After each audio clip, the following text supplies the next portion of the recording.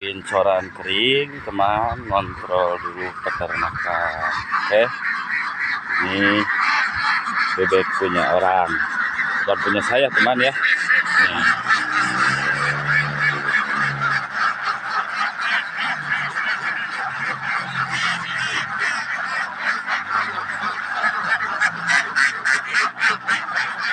Oke, ini bebeknya ada 500 ekor ya. Ambil kecilnya 50% bertelur, berarti 250 teman ya, seumpama. Nah, kalikan 2.500 per telur, itulah tukang bebek. Kalau dipandang nggak pakai pakaian rapi ya kalau tukang bebek ya, tapi kalau berbicara tentang uang kalah kayaknya ya. 2.500 dikali 5 12.500. Kalau 50 125.000. Kalau saya lupa ya kali-kaliannya 25. Itu aja, tinggal kaliin, kurang lebihnya ya 1 juta lah per hari tukang bebek. Nggak dibeli pakan, nggak dibeli apa-apa, nggak dibeli, cuman begitu aja teman. Dikeluarin, nyari makan sendiri, sore-sore masukin kandang, pagi setelah sholat subuh ngambilin telur. Jam 5:30 itu sudah beres biasanya itu teman. Begitu dipungut itu telur. Nah, kalau berbicara ternak, antara bebek dengan sapi lebih untung di bebek. Cuman kalau bebek harus konten terus, begitu teman, harus rajin ngeluarin. Kalau sapi kan nggak harus tiap hari dikeluarin. Kalau sapi mandiin juga nggak harus tiap hari. Bagusnya mah tiap hari mandiin sapi, tapi biar nggak mandi kan sapi nggak apa-apa, cuman kesehatannya terganggu gitu. Oh, ini sapi. Oh, lihat teman. Oke, lagi dikeluarin nih sapi nih. Sapi ini kan HP-nya jelek teman, nggak bisa dibolak-balik gitu ya. Ini sapinya nih lagi makan, si Moh lagi makan, dikeluarin biar sehat badannya. Oke teman, biar hobinya mengunyah, dia nggak mau nyaut, terlalu fokus. Oh, ada jambu teman. Oh, ini jambu batu ya. Di kampung itu enak, serba ada ya teman.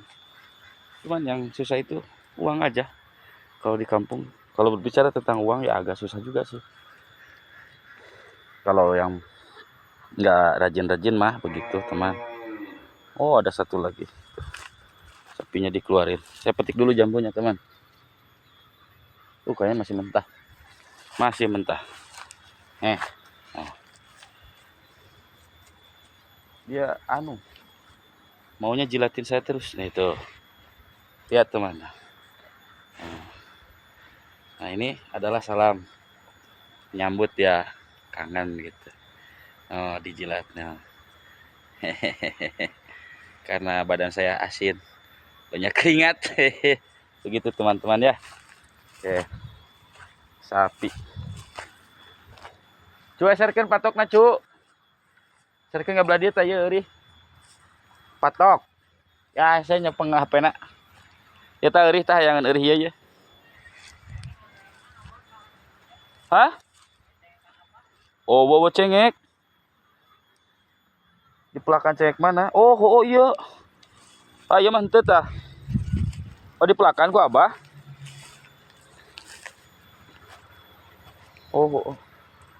Oh, ini satu lagi teman. Oke. Iya guys, eueuhan tuh cukutna cukup dipindahkeun. Oh. Kalau ini lagi beger teman ya, lagi beger. Kalau lagi beger, apa itu ya beger teh, pokoknya pengen kawin gitu ya, nakal kalau lagi beger mah gitu teman. Kalau lagi beger mah suka nakal, suka nakal dia.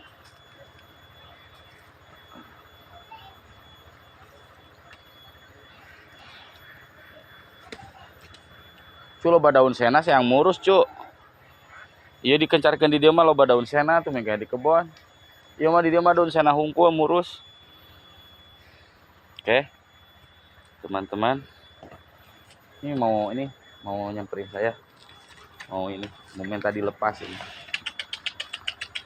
Dia. Hai. Hai. Iya. Ta sukuna ka Italian cu. Sukuna tuh Italian. Kaperod.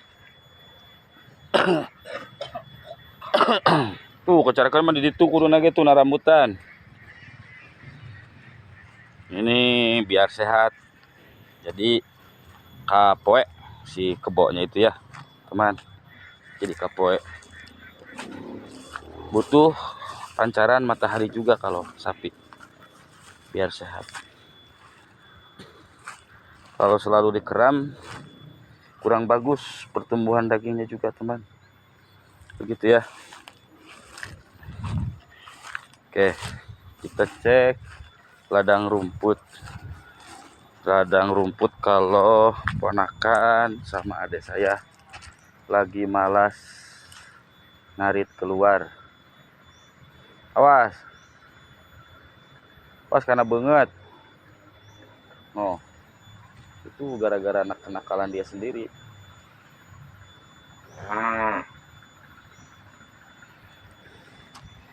Sapinya nakal, akhirnya ngikat. Nah ini ladang rumput kalau pas adik saya atau ponakan gitu ya malas ngarit keluar, ini ladang rumputnya. Nih lihat. Oke, teman, banyak, bukan di sini saja, di sono juga ada. Ini nggak tahu ini kenapa ini pisang kok jadi bule semua daunnya. Apa ini memang bibitnya begini? Barangkali teman ada yang tahu. Barangkali ada yang tahu teman-teman ya. Ini daun singkongnya kok kenapa begini ya? Siapa tahu teman-teman ada yang tahu. Oh, saya baru lihat. Saya orang kampung tapi baru lihat singkong begitu. Kenapa itu si Mas pakai kacamata? Serap, teman, silau ya. Nah, ini ladang rumput. Oh, udah hampir habis. Karena kemarin hujan terus, malas keluar, jadi ngaritnya di pinggir rumah. Ditanami odot. Di sebelah barat juga banyak kebun yang ditanami odot ya. Ini barusan dipanen cabenya, barusan tadi dipanen cabenya. Barusan dipanen cabenya, terkena antraknosa. Barusan adik saya disuruh beli ini fungisida. Fungisida biar apa itu? Biar cabenya nggak rusak gitu, nggak rusak. Ini butuh penghangatan. Jadi jenis fungisida yang dibutuhin itu yang menghangatkan tubuh karena di sini diguyur hujan. Jadi kalau diceritain saya juga lupa ingat gitu ya. Bahan-bahan komponen di fungisidanya itu. Jadi intinya begini aja ya, diringkesin saja. Kita jangan fokus di ulat atau apa ya. Kita fokusnya di antraknosa. Yang paling pokok di antraknosa. Ini kalau mau terjaga itu teman, obatnya begini aja, jenis ditan begitu. Saya nggak iklan gitu. Cuman yang biasa saya itu obatin cabai. Kalau begini fokusnya di ditan. Kalau musim hujan begitu ditan terus aja. Kadang pakai sagribit gitu. Ini ada saya enggak rejotin terus, padahal kan rejotin bukan fungisida, berbahan insektisida.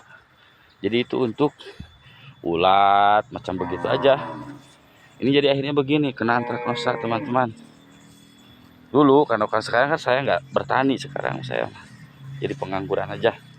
Gini aja konten gak laku juga teman-teman, tapi ya siapa tahu ada yang like, yang subscribe teman-teman, begitu akhirnya sukses juga ini video begitu teman-teman ya. Kalau buah bagus ini karena ini kalau nggak salah SP36 nya itu, ini tanah ini kurang lebihnya 600 meter. Saya kubur dulu karena kan sebelum adik saya ngebon di sini kan saya dulu saya tanam di sini pupuk SP36 nya teh 2 kintal dulu. Ini nanam kemarin nggak pakai pupuk apa-apa teman, langsung tanam aja, langsung di petaknya ditinggiin. Pas begitu saya berhenti, udah capek berhenti. Nah, petaknya ditinggiin, ditanami sama adik saya. Ini hasilnya bagus, cuman kan belum pengalaman. Kalau adik saya baru pertama bertani begitu, baru pertama ini pohon cabai pertamanya ini udah begini bagus, tapi belum pengalaman. Saya juga lupa kasih tahu begitu karena terlalu sibuk juga saya di luar begitu ya. Sibuk kan lagi ngebangun juga gitu di tempat saya, bukan ini kan di tempat orang tua teman. Jadi terlalu sibuk juga, akhirnya saya lupa. Ini waktunya harus dikasih fungisida yang sangat-sangat bagus. Sebenarnya kalau tanam cabai itu nggak susah-susah amat sebenarnya kalau di daerah Cianjur, di kampung saya khususnya. Karena ini di daerah kampung saya ini nggak terlalu fokus di palawija. Jadi otomatis hama tidak banyak sebenarnya teman. Itu yang saya rasakan dulu. Cuman kita harus tahu waktu pas pengobatan aja. Begitu aja. Kan beda kalau di daerah khusus palawija. Itu obat harus benar-benar. Yang di pinggir misalkan punya orang disemprot, entah itu pakai insektisida atau fungisida. Nah kita juga harus. Karena apa? Karena yang tidak tertembak oleh obat, yang punya tetangga pasti pindah ke punya kita. Begitu teman-teman. Kalau saya nggak terlalu takut atau fokus di hilud atau apa itu ya, simet atau apa ya. Yang saya takutkan itu sebenarnya ini, penyakit ini, antraknosa sama layu fusarium. Itu aja teman-teman. Layu fusarium itu seperti apa? Yang tiba-tiba pohon itu layu, mati gitu ya, kayak mau mati. Nah itu kenapa terjadi seperti itu? Karena ada pengendapan bakteri teman-teman di akar gitu biasanya. Nah kalau ini ada layu fusarium nih contoh. Ini contoh layu fusarium. Ini yang saya sering takutkan tuh, yang paling diperhatikan lah, umpama bukan takut. Nah ini sejenis layu fusarium tuh kayak begini nih. Itu yang saya perhatikan. Cuman dipatek sama layu fusarium itu aja. Kalau yang lain-lain enggak terlalu dikhawatirkan.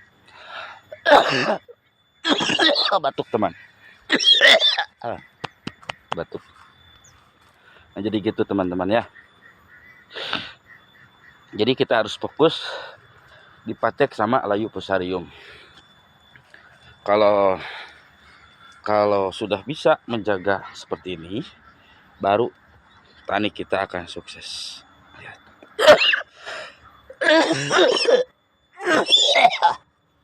Lagi demam teman, gak enak badan nih. Ini cuacanya mendung juga. Ini sudah terjangkit semua. Ini solusi penanggulangan pertama. Penanggulangannya, caranya baik bagi teman-teman yang bercocok tanam gitu ya. Semprot dulu fungisida 2 lapis. Itu caranya seperti itu. Terus tapi jangan terlalu cepat juga, harus rata. Intinya merata ya. Mau 1 lapis 1 balik juga nggak apa-apa kalau rata. Terus semua sama rumput-rumput yang ada, gulma-gulmanya seperti ini disemprot juga begitu. Nanti setelah disemprot baru dipanen semua. Yang terkena pateknya itu dipanen semua teman. Itu caranya, itu yang saya pernah alami.